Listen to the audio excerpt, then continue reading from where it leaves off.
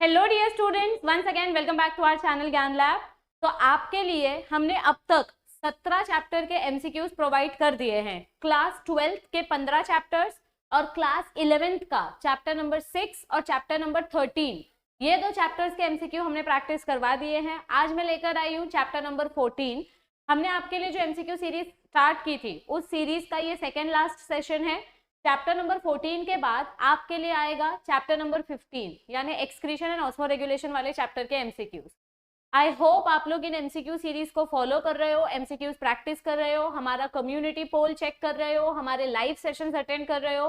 जितना हो सकता है उतना फ्री एमसीक्यूज हम आपको प्रोवाइड करने की कोशिश कर रहे हैं। आपको बस ज्यादा से ज्यादा टेक्स्ट बुक रीडिंग पे फोकस करना है और एमसीक्यू सॉल्विंग करना है। तो चलो स्टार्ट करते हैं अपने आज के चैप्टर के साथ। अभी ह्यूमन न्यूट्रिशन अगर देखा जाए तो ये बहुत ही सिंपल चैप्टर है, लेकिन इसका वेटेज 2 to 3 मार्क्स का है। ओके, तो इतना सिंपल चैप्टर है तो 2-3 मार्क्स क्यों छोड़ना है? अगर ये 2-3 मार्क्स आपको इजीली मिल सकते हैं तो ले लो ना, परसेंटेज और बढ़ जाएगा। तो ह्यूमन न्यूट्रिशन के कुछ एमसीक्यू सॉल्व करते हैं। एमसीक्यू सॉल्व करते टाइम आपको अपने सामने नोटबुक रखनी है। जैसे ही क्वेश्चन डिस्प्ले होगा आपको आंसर अपनी नोटबुक में लिखना है और वीडियो खत्म होने के बाद आपको कमेंट करना है कि आपके आज के सेशन में कितने एमसीक्यूज राइट आए। आज हम कुछ 21-22 एमसीक्यू सॉल्व करने वाले हैं। सो चलो स्टार्ट करते हैं। ये रहा ये रहा हमारा first MCQ. Okay, marasmus is caused by the deficiency of dash. अभी मेरास्मस क्या है? ये एक प्रोटीन एनर्जी माल न्यूट्रिशन डिजीज है। PEM छोटे बच्चों को होता है, 1 से 3 साल तक के बच्चों में हमको ये देखा जाता है। So marasmus is a prolonged protein energy malnutrition. It occurs in infants under 1 year. 1 से 3 साल नहीं, 1 से 3 साल के बच्चों को जो होता है वो क्वाशियोरकर होता है। जो 1 साल से छोटे बच्चों को होता है, जो नवजात शिशु को, इन्फेंट्स को जो बीमारी होती है कुपोषण की बीमारी, उसको मेरास्मस बोलते हैं। ये 1 साल से छोटे बच्चों को होता है। तो ये बहुत इंपॉर्टेंट पॉइंट है। और बेसिकली मेरास्मस में प्रोटीन के साथ साथ और कौन से न्यूट्रिएंट्स की डेफिशिएंसी हमको देखने मिलती है? तो protein, it is a protein energy mall nutrition, मतलब प्रोटीन डेफिशिएंसी। प्रोटीन के साथ साथ यहाँ पे आपको टोटल फूड कैलोरी वैल्यूज भी कंसिडर करनी पड़ती है। मगर मतलब अगर बच्चे के डाइट में प्रॉपर कैलोरीज नहीं है, प्रॉपर कार्बोहाइड्रेट्स नहीं है, मिनरल्स नहीं है, तो भी बच्चे की तबीयत खराब हो सकती है। बट मेजर फोकस यहाँ पे प्रोटीन्स और कैलोरीज को दिया गया है। तो प्रोटीन्स एंड कैलोरीज, क्योंकि कार्बोहाइड्रेट से भी कैलोरीज ही मिलने वाला है, तो इनडायरेक्टली इस क्वेश्चन का राइट आंसर क्या आएगा? Option number 1। मेरास्मस में आपको 2 चीजें याद रखनी है। देखो मैं आपको इधर डिस्टिंग्विश बिटवीन, अच्छा आगे आएगा, मैं आपको बताती हूँ मेरास्मस में और क्वाशियोरकर में क्या याद रखना है। मेरास्मस और क्वाशियोरकर में क्या डिफरेंस है? ये 1 साल से छोटे उम्र के बच्चों को होता है, बिलो 1 ईयर, और ये 1 से 3 साल तक के बच्चों को होता है। मेरास्मस में प्रोटीन और कैलोरीज दोनों की डेफिशिएंसी देखी जाती है, क्वाशियोरकर में प्रोटीन डेफिशिएंसी देखी जाती है। मेरास्मस में उनके पैरों पे सूजन नहीं होती है, there is no swelling, there is no swelling. लेकिन क्वाशियोरकर में स्वेलिंग होती है। स्वेलिंग को हम बोलते हैं ओडिमा। देखो मेरास्मस में देयर इज नो ओडिमा, लेकिन क्वाशियोरकर में ओडिमा होता है। तो ये 3 पॉइंट्स आपको याद रखने हैं डिफरेंस करने के लिए। Next question, jaundice is caused due to. अब हमारे पूरे खानदान में, हर एक फैमिली में कोई ना कोई एक ऐसा बंदा होता है जिसको लाइफ में एक बार पीलिया हो चुका होता है ना? जॉन्डिस म्हणजे पीलिया, जिसको कावेरी भी बोलते हैं बहुत सारे लोग। Okay, I don't know the correct term. तो जॉन्डिस क्यों होता है, कैसे होता है? बेसिकली हमारा जो रेड ब्लड सेल है, हमारे रेड ब्लड सेल के अंदर हीमोग्लोबिन है। जब ये हीमोग्लोबिन ब्रेक डाउन होता है तो 2 कंपाउंड्स बनते हैं, बिलीरुबिन एंड बिलीवर्डिन। ठीक है, अब ये बिलीरुबिन और बिलीवर्डिन की वजह से हमारा जो पॉटी है वो ऑरेंज कलर का होता है, हमारा जो यूरिन है वो येलो कलर का होता है। लेकिन ये जो बिलीरुबिन है ना, ये बिलीरुबिन 2 टाइप का होता है। एक होता है वाटर सॉल्युबल बिलीरुबिन, एक होता है fat soluble bilirubin. Water soluble bilirubin जल्दी ठीक हो जाता है, ये नॉर्मल पीलिया है, ये ज्यादा डेंजरस नहीं रहता है। लेकिन फैट सॉल्युबल बिलीरुबिन बॉडी में डिपॉजिट हो जाता है, और ये कहाँ जाके डिपॉजिट होता है? ब्रेन में, जिससे पर्सन की डेथ हो सकती है। तो बेसिकली जॉन्डिस मतलब एबनॉर्मल बिलीरुबिन कॉन्सेंट्रेशन। और बिलीरुबिन को डाइजेस्ट कौन करता है? बिलीरुबिन को डाइजेस्ट करने का काम होता है लिवर का। तो अगर लिवर प्रॉपर काम नहीं कर रहा है तो जॉन्डिस होगा ही होगा। इसीलिए जो अल्कोहलिक पीपल होते हैं, जो बहुत ज्यादा दारू वगैरह पीते हैं, उनका बिलीरुबिन होने का चांसेस बहुत, मतलब उनको जॉन्डिस होने का चांसेस बहुत ज्यादा रहता है। तो जॉन्डिस कैसे होता है? It is due to abnormal bilirubin metabolism. जब हमारी बॉडी ठीक से बिलीरुबिन डाइजेस्ट नहीं कर पाती है तो फिर जॉन्डिस हो जाता है। यहाँ करेक्ट आंसर क्या आएगा? ऑप्शन नंबर ए। इसका कार्बोहाइड्रेट से कुछ लेना देना नहीं है, लिपिड से कुछ लेना देना नहीं है, प्रोटीन से कुछ लेना देना नहीं है। चलो नेक्स्ट क्वेश्चन में जाते हैं। Protruding belly is a characteristic symptom of dash. प्रोट्रूडिंग बेली मतलब क्या होता है? ऐसे पेट बाहर आ जाना। छोटे बच्चों का ऐसे पेट बाहर रहता है ना, अपन ऐसे बोलते हैं अरे कैसे पेटू बच्चा है पांडा जैसा, लेकिन उसके हाथ और पैर एकदम माचिस जैसे होते हैं। तो एकदम हाथ और पैर एकदम ककड़े, एकदम एकदम ऐसे पतले पतले हैं, लेकिन उनका पेट बाहर है, उनकी आंखें बाहर है, तो इसको बोलते हैं प्रोट्रूडिंग बेली। अब ये प्रोट्रूडिंग बेली किसका सिम्टम है? डायरिया और जॉन्डिस का तो सिम्टम ये कंफर्म नहीं है, ठीक है। या तो मेरास्मस का सिम्टम है या तो क्वाशियोरकर का सिम्टम। अब यहाँ पे आपको इसका डिटेल डिस्क्रिप्शन याद रहना। तो क्वाशियोरकर में क्या होता है? उनका पेट बाहर आ जाता है। ये देखो क्वाशियोरकर का सिम्टम क्या है कि उनके हाथ पैर एकदम पतले पतले रहते हैं, उनकी आंखें बाहर आ जाती है बटन जैसे, और उनका पेट बाहर आ जाता है। और मेरास्मस में ऐसा कुछ पढ़ा था क्या अपन ने? मेरास्मस में हाथ पे एकदम ऐसे फैट डिपॉजिट हो जाता है, उनका बेली वगैरह बाहर नहीं आता है। बच्चा 1 साल का भी नहीं हुआ है तो उसका पेट कैसे पता चलेगा? जब बच्चा 1-2 साल का हो जाता है, खड़ा होने लगता है, तो उसका बेली हमको दिखने लगता है। तो protruding belly is the symptom of kwashiorkor. किसका सिम्टम है ये? Kwashiorkor. Next question. Carrier ions like sodium facilitate the absorption of substances like dash. Okay, अभी सोडियम की मदद से हम कौन सा न्यूट्रिएंट्स एब्जॉर्ब कर सकते हैं? Glucose, fatty acids, fructose, amino acids etcetera. तो यहाँ देखो दिया है some amino acids as well as fructose are absorbed by facilitated transport and in this method sodium is used. तो सोडियम की मदद से हम फ्रुक्टोज और अमीनो एसिड्स को एक साइड से दूसरे साइड में ट्रांसफर करते हैं। तो fructose and some amino acids are transferred with the help of sodium ion. Next, which of the following stops the action of salivary amylase? Basically हमारे सलाइवा का पीएच क्या है? सलाइवा का पीएच अल्कलाइन है, बराबर। ये देखो हमारा सलाइवा जो है, ये सलाइवा का पीएच अल्कलाइन है क्योंकि ये हमारे माउथ में प्रेजेंट होता है। 6.8 पीएच है। अमाइलेज क्या करता है? अमाइलेज स्टार्च को ब्रेक डाउन करता है। Starch will break down into glucose और माल्टोज व्हाटएवर। यहाँ पे हमारा अमाइलेज प्रेजेंट है। अभी ये अमाइलेज 6.8 पीएच पे काम कर रहा है, लेकिन जैसे ये एंजाइम धीरे धीरे धीरे धीरे आपके स्टमक में जाएगा तो स्टमक का पीएच क्या हो जाता है? एसिडिक हो जाता है, मतलब 2 पीएच हो जाता है। ये एंजाइम 6 पीएच पे एक्टिव है, 7 पीएच पे, और हमने अगर पीएच 2 कर दिया, एकदम बेसिक से हमने एकदम एसिडिक कर दिया, तो एंजाइम इनएक्टिवेट हो जाएगा। क्योंकि हमने चैप्टर नंबर 6 में क्या पढ़ा था? हर एक एंजाइम का एक ऑप्टिमम पीएच होता है। अगर आप उसका पीएच बहुत ज़्यादा चेंज करोगे तो एंजाइम एक्टिविटी चेंज हो जाती है। तो यहाँ पे आपका जैसे ही सलाइवरी अमाइलेज आपके स्टमक में जाता है तो HCl की वजह से अमाइलेज की एक्टिविटी स्टॉप हो जाती है, क्योंकि आपके स्टमक में पैनक्रियाटिक अमाइलेज आएगा। स्टमक में क्या सेक्रेट होएगा? Pancreatic amylase. और ये पैनक्रियाटिक अमाइलेज इसका भी सेम काम है, लेकिन ये पैनक्रिया से आया है तो ये एसिडिक पीएच पे काम करेगा और स्टार्च का ब्रेकडाउन चालू रखेगा। सलाइवरी अमाइलेज बेसिक पीएच पे काम करता है। Is this clear? Next question. The largest gland of the human body is, हमारी बॉडी की सबसे लार्जेस्ट ग्लैंड कौन सी है? पैनक्रियाज, लिवर, सलाइवरी ग्लैंड और thyroid gland. Common sense use करो। पैनक्रियाज, लिवर, सलाइवरी ग्लैंड या थायराइड ग्लैंड। तो सबसे बड़ी ग्लैंड कौन सी है हमारे बॉडी की? लिवर। ये मैंने आपको वन शॉट लेक्चर में पढ़ाते टाइम भी बोला था कि प्लीज इसको अंडरलाइन करो। It is the largest gland of the body और इसका वेट कितना है इंपॉर्टेंट है। तो liver is the largest gland of the body. Goblet cells are found in dash. देखो जब हम अपना डाइजेस्टिव ट्रैक्ट पढ़ते हैं, एलिमेंट्री कैनाल, तो एलिमेंट्री कैनाल बेसिकली 3 से 4 टाइप की लेयर से बनता है। सबसे आउटर लेयर को बोलते हैं सिरोसा, इसका काम है प्रोटेक्शन देना। फिर उसके नीचे जो लेयर है that is mucosa, this is the second layer. ये 3 अलग अलग लेयर्स से बनती है। एक मिनट रुको, म्यूकोजा सब म्यूकोजा नहीं, पहले आता है सिरोसा, सिरोसा के बाद आता है मस्क्यूलैरिस, मस्क्यूलैरिस के बाद आता है सब म्यूकोजा, और फिर सब म्यूकोजा के बाद आता है म्यूकोजा। म्यूकोजा लास्ट लेयर है। तो म्यूकोजा लेयर के पास the lumen of the alimentary canal is lined by mucosa, मतलब ये सबसे लास्ट लेयर है, एकदम अंदर वाली लेयर है। समझो ये अपना ओइसोफेगस है। तो ओइसोफेगस का जो बाहर का मेम्ब्रेन है, ये जो बाहर की लेयर है, इस लेयर को बोलेंगे सीरोसा। फिर इसके अंदर एक मोटी सी लेयर है, इस मोटी सी लेयर को बोलेंगे मस्क्यूलैरिस। दिस मोटी सी लेयर इज कॉल्ड एज मस्क्यूलैरिस।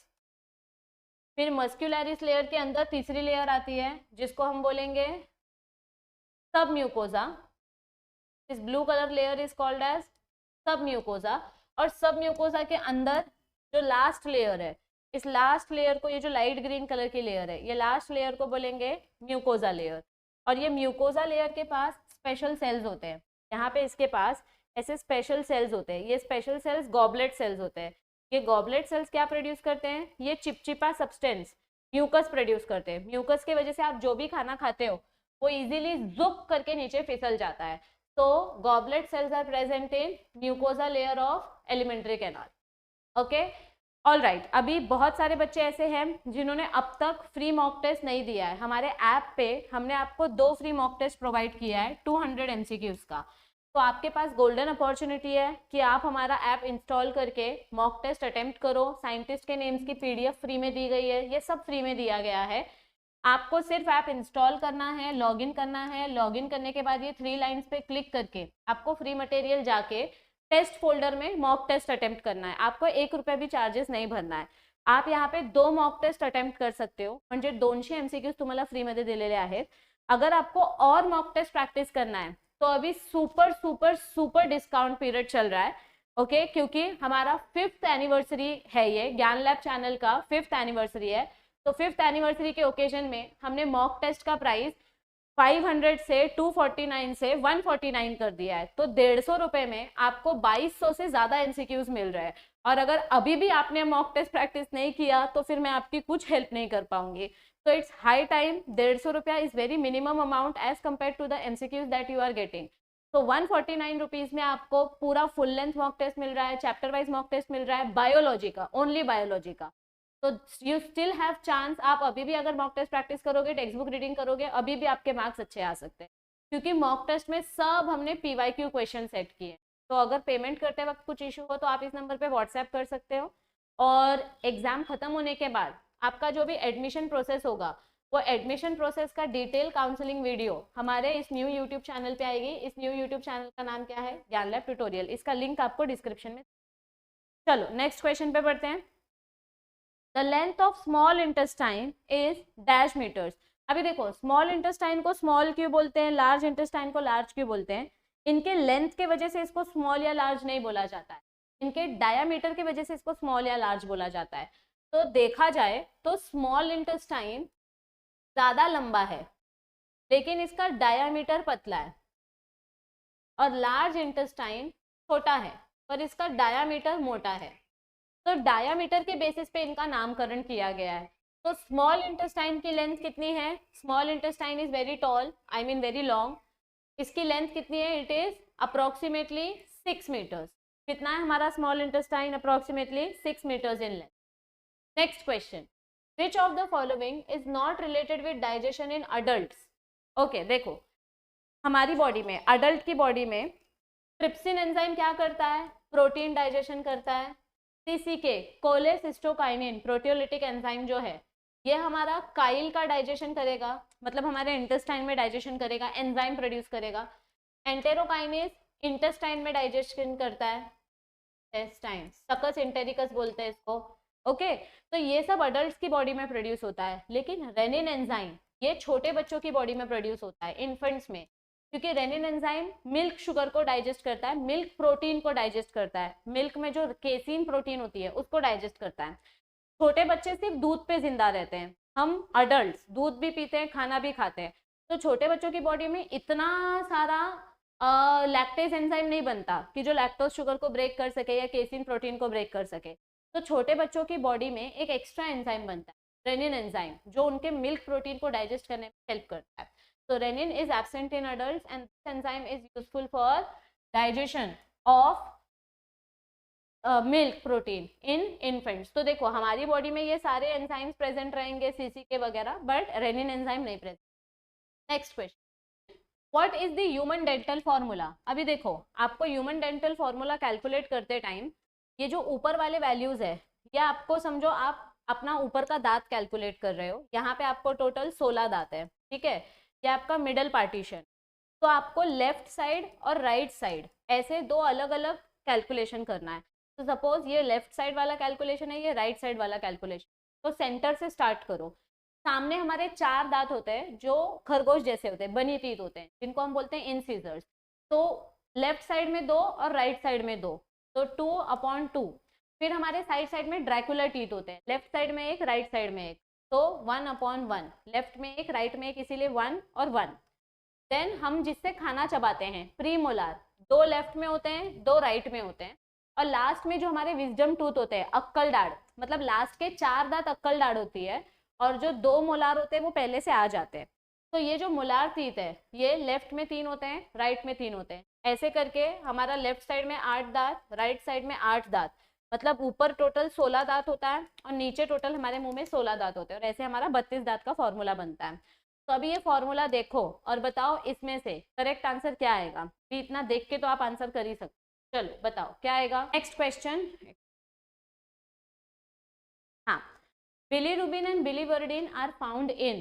देखो बिलीरुबिन और बिलीवर्डिन कहाँ से बनता है, जब हमारा red blood cell break down होता है। तो रेड ब्लड सेल के अंदर जो हीमोग्लोबिन है, जब हीमोग्लोबिन ब्रेक डाउन होता है तो बिलीरुबिन और बिलीवर्डिन बनता है। अभी हमारे जो डेड आरबीसी है, ये डेड आरबीसी रिसाइकल करने के लिए हम कहाँ लेकर जाते हैं, लिवर के पास, क्योंकि लिवर का काम है डिटॉक्सिफिकेशन करना। तो बिलीरुबिन और बिलीवर्डिन कहाँ मिलेंगे, जहाँ पे डेड आरबीसी गया है। डेड आरबीसी कहाँ गया है, लिवर के पास। तो लिवर के पास या बाइल जूस में, लिवर से क्या प्रोड्यूस होता है, अभी तो लिवर का ऑप्शन नहीं है, तो लिवर में क्या प्रोड्यूस होता है, बाइल जूस। तो बाइल जूस में हमको बिलीरुबिन, बिलीवर्डिन और बाकी के सॉल्ट्स देखने मिलते हैं। तो यहाँ पे करेक्ट आंसर क्या आएगा, ऑप्शन नंबर बी।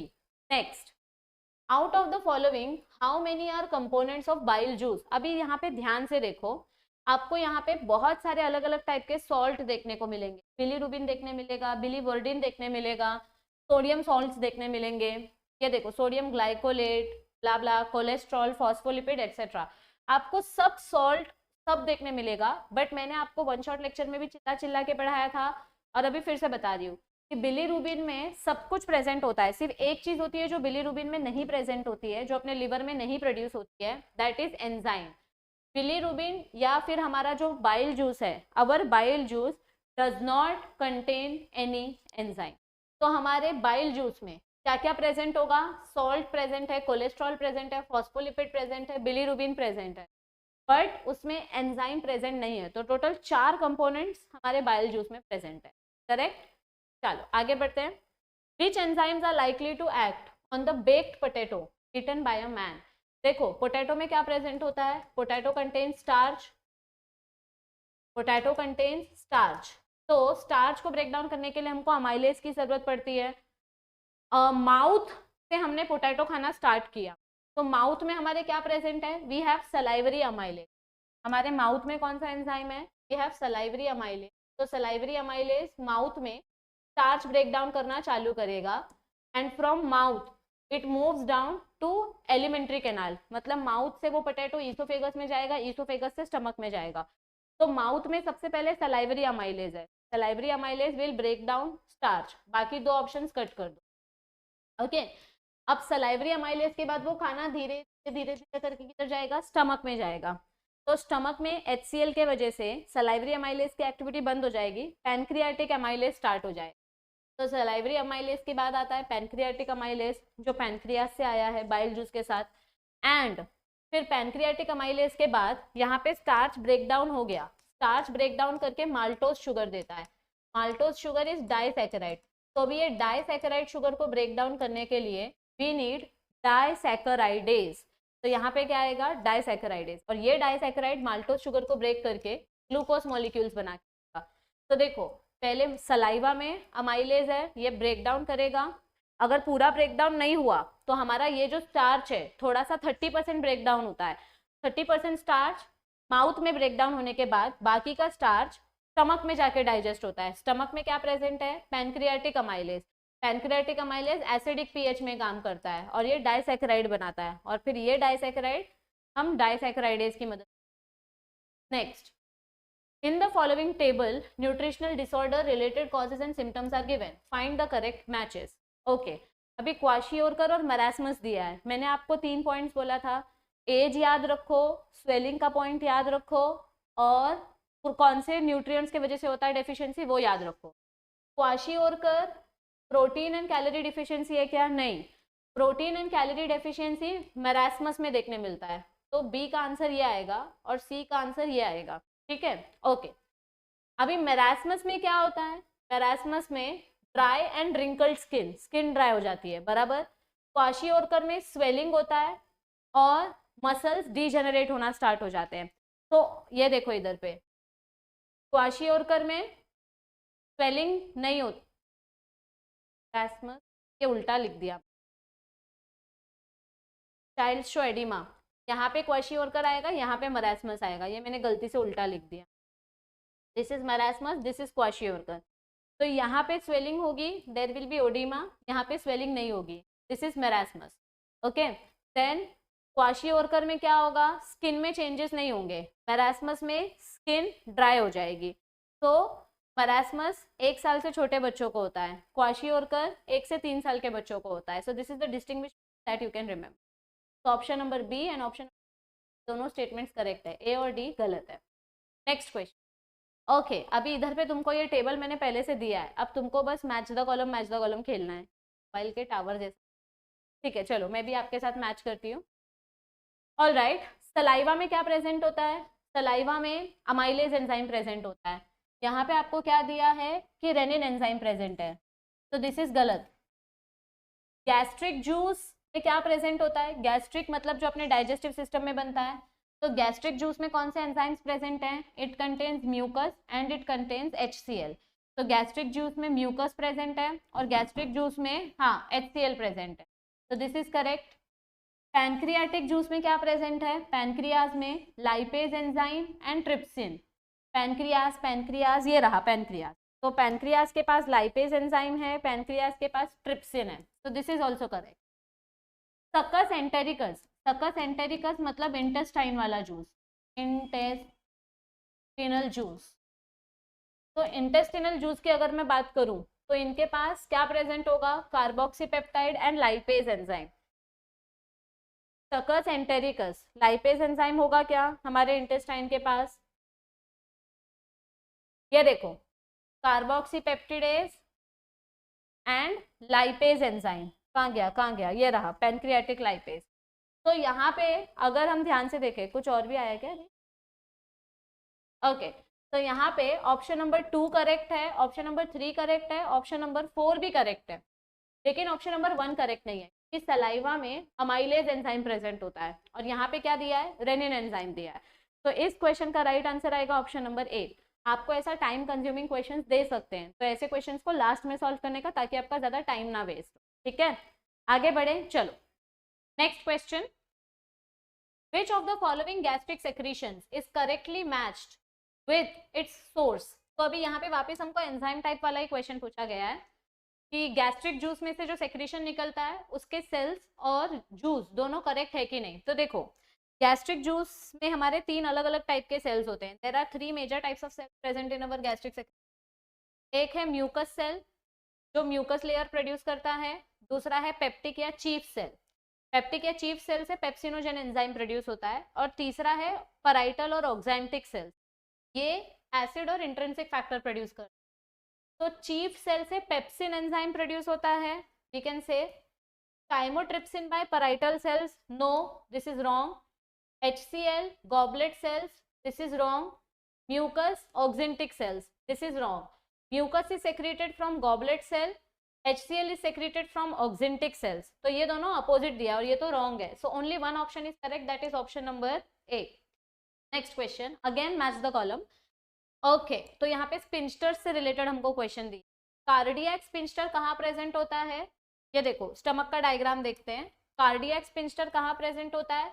ईसोफेगस और स्टमक के एंट्री के बीच में, ठीक है, यहाँ पे ईसोफेगस और स्टमक। तो ईसोफेगस और stomach, cardiac sphincter, opening of oesophagus into stomach, so A का आंसर आएगा 4, ए का आंसर आएगा 4, ये दोनों ऑप्शंस कट कर दो।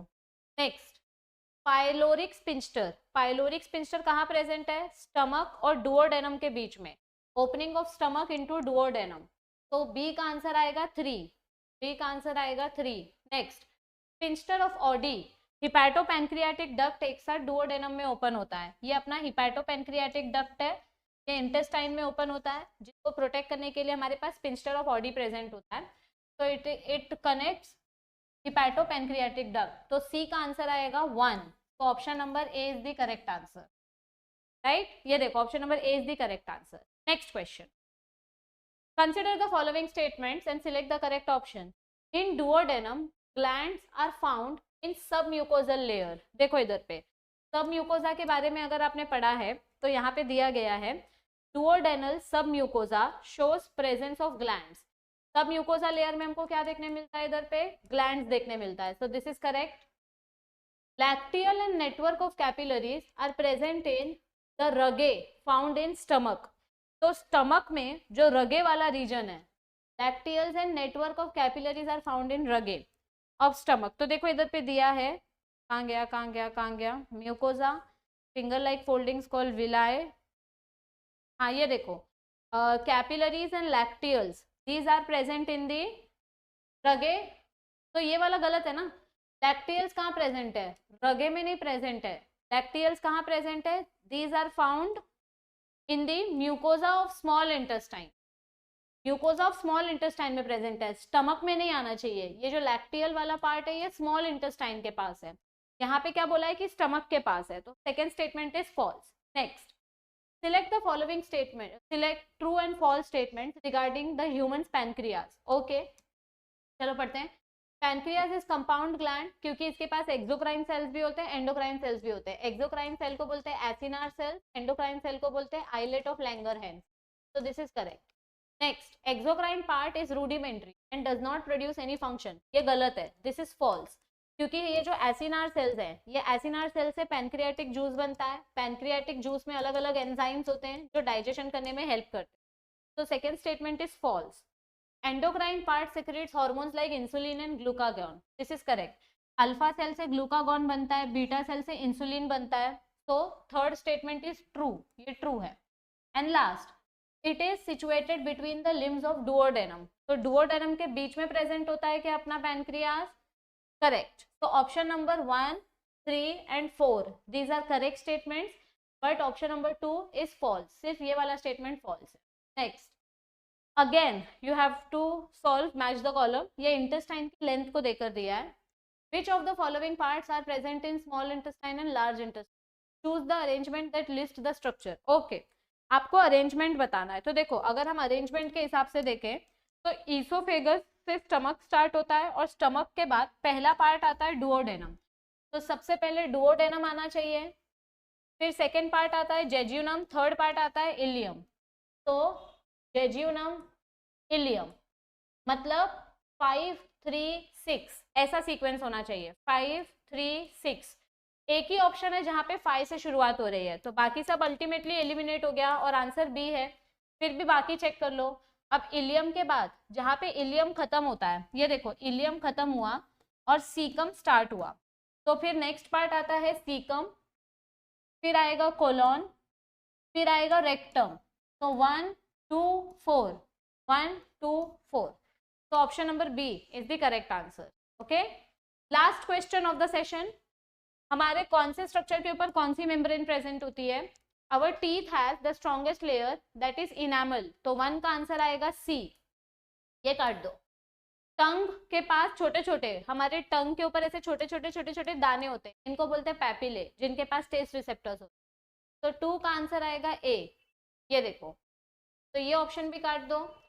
स्टमक कैसा होता है? जे शेप का स्ट्रक्चर होता है, यहाँ पे अभी हमने देखा स्टमक का स्ट्रक्चर कैसा है? जे शेप, तो स्टमक का आंसर आएगा बी, ओके, 3 का आंसर आएगा बी।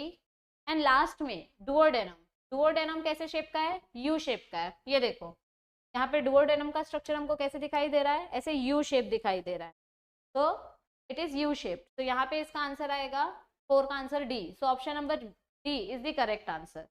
यस, आई होप आप लोगों ने ऐप इंस्टॉल करके फ्री वाला मॉक टेस्ट अटेम्प्ट कर लिया है। मैं बार बार याद दिला रही हूँ, please free mock test attempt करो। फ्री मॉक टेस्ट अटेम्प्ट करने के लिए लॉग इन करके ये 3 डॉट्स पे क्लिक करके फ्री मटेरियल वाला सेक्शन चेक करो। और हमारे 5th ईयर एनिवर्सरी सेलिब्रेशन के लिए हमने आपको मॉक टेस्ट में बहुत बहुत बहुत ज़्यादा डिस्काउंट दिया है। मॉक टेस्ट का प्राइस 149 रुपीज़ है। अगर आप अभी भी मॉक टेस्ट नहीं परचेस करेंगे और नहीं सॉल्व करेंगे तो आपका लॉस हो जाएगा।